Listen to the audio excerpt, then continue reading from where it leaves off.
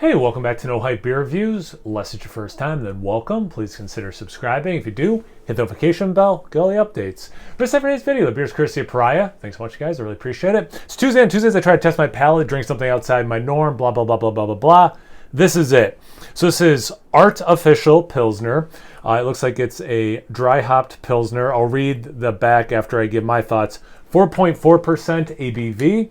I like Pilsners. I don't drink a ton of them for no good reason.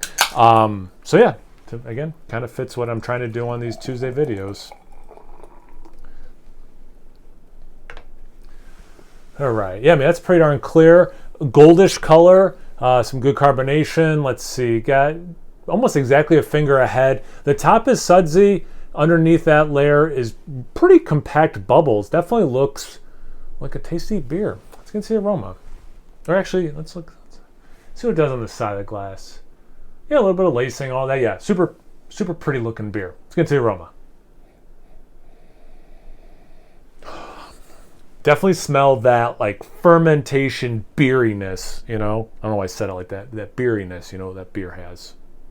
Is that the stupidest thing I've ever said? No, like it smells, you know, like I've said this before. You drink kombucha, you can like taste the fermentation. Like, you know, some beers don't smell like beer. Like, think of the most absurd pastry style. It might not smell at all like beer. When the average person thinks about what a beer smells like, this has elements of that, is what I mean, obviously. Corn, Cheerios, very light floral and citrus, lemon, a little bit of orange. Like, it's little, and then even less is the orange. Smells good. Yeah, that little bit of a caramelized sugar note as well. Smells great. Let's get to the taste. Cheers.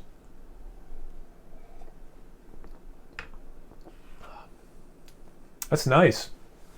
Crisp. Not overly dry.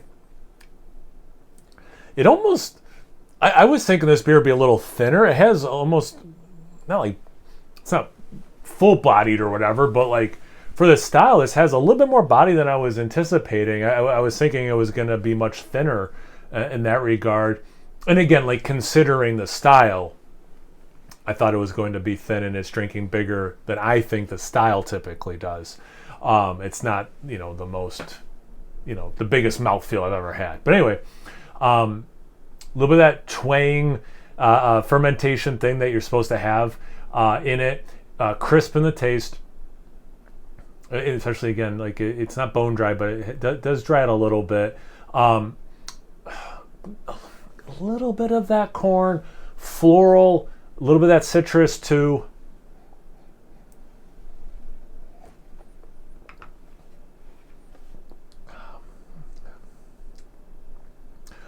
I like that I said Cheerios in the aroma, and it has some of the Cheerios and it, and the way the malt's kicking out also, a little bit of a bready thing. It's nice. The whatever hops and all that's being used, really adding to this experience. This is one of those beers. Certainly you could crush these, certainly, but contemplating them also a worthwhile endeavor. There's a lot going on, and it really, you can see me like stumbling. I know I stumble all the time, but like more than normal because my word bank is not great for this style, and there's so much more going on that I'm just having a hard time articulating. So let me see what they have to say. Maybe they have something that I can draw from. This dry hop Pilsner draws inspiration from the industrial ingenuity to create artificial refrigeration. Am I reading this right? Yeah.